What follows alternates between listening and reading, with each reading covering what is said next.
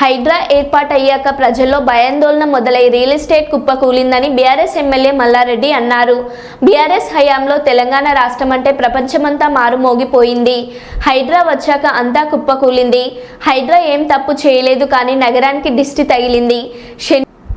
శనివారం ప్రొద్దున్నే వెళ్ళి ఇల్లు కూలగొట్టాల్సిన అవసరం ఏముంది? ఇంకా 4 ఏళ్లు ఉందిగా, నెమ్మదిగా చేసుకుంటూ వెళ్ళండి అని అసెంబ్లీలో వ్యాఖ్యానించారు.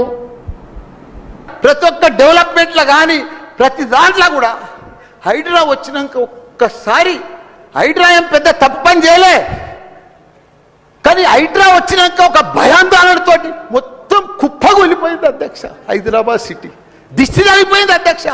నువ్వేమన్నా అనుకో, ఎందుకంటే నాకు పెద్ద ల్యాండ్ బ్యాంక్ ఉంది, నాకు పెద్ద విద్యా సంస్థలు ఉన్నాయి, నాకేం నష్టం లేదు, నేనేం ఎఫ్టీఎల్లో లేను, బఫర్ జోన్లో లేను. నేను జనరల్గా చెప్తున్నా, అభివృద్ధి అమెజాన్, గూగుల్, ఫేస్బుక్, యాపిల్ లాంటి కంపెనీలు అమెరికా తర్వాత ఇక్కడ మన హైదరాబాద్ తెచ్చిండు మన కేటీఆర్ అధ్యక్ష. హెడ్ క్వార్టర్స్ ఈయనే ఉండే అధ్యక్ష. ఐటీలా మనం కర్ణాటక బెంగళూరు మించినాం అధ్యక్ష. ఇక్కడ 9 లక్షల మంది ఉద్యోగాలు చేస్తున్నారు, ఐటీ ఉద్యోగాలు. పెద్ద పెద్ద ప్రపంచం అంతా కూడా హైడ్రా తీసుకొచ్చి పెద్ద పెద్ద వాళ్ళకు బుగులు పట్టిపోయింది అధ్యక్ష. గరీబ్ వాళ్ళు అయితే గుండెలు వలిగిపోయినాయి అధ్యక్ష. మరి అది ఎందుకు తెచ్చిరో ఏమో మళ్ళీ నాకు అర్థం కాదు. ఇప్పుడు ఒకటి అధ్యక్ష, ఇప్పుడు నాయే కొన్ని ఎఫ్టీఎల్ ఉన్నాయనుకో, ఎగ్జాంపుల్ చెప్తా శ్రీధర్ బాబానా,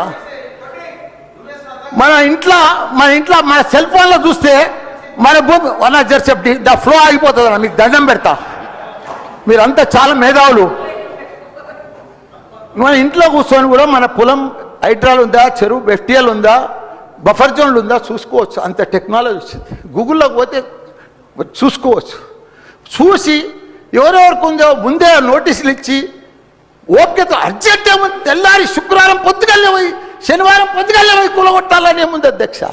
నిదానంగా వాళ్ళు కూడా మన తెలంగాణ ప్రజలే, వాళ్ళంతా కూడా మీరు ఓటేస్తేనే మనం మంత్రిలో కూర్చున్నాం. మనం అంత ఆదల బాధ ఆధార్ చేసేది, టెన్షన్ చేసేది ఏం అవసరం. మంచిగా నోటీస్ ఇచ్చి బాబు చేంజ్ చేసుకో, మార్చుకో, చూసుకో, నీకు ఇది ఇస్తాం, గరీబోడు ఉంటే ఇది ఇస్తాం, ఈ బెడ్రూమ్లకు అని నిమ్మడంగా చేస్తే అయిపోయాయి కదా. ఇంకా 4 ఏళ్ళు ఉంది కదా మీకు. ఈ ఏడాదిలోనే ఫస్ట్ ఇయర్లో చేయాలని ఏముంది, అన్ని కొన్ని చేసుకుంటా వండి. రియల్ ఎస్టేట్ అయితే అధ్యక్ష రియల్ ఎస్టేట్ అయితే కుప్పగొలిపోయింది. ఏదైనా పెళ్లికి అమ్ముదామన్నా కొంటలేరు ఎవరు, పైసల రొటేషన్ లేదు, వ్యాపారాలు లేవు, బిజినెస్ లేవు, ఏమీ లేవు అధ్యక్ష. దయచేసి మీరన్నీ కూడా ఆలోచన చేయాలని మంత్రులు ఉన్నారు. అందరికి కూడా చెప్తున్నా, అందరికి కూడా ధన్యవాదాలు.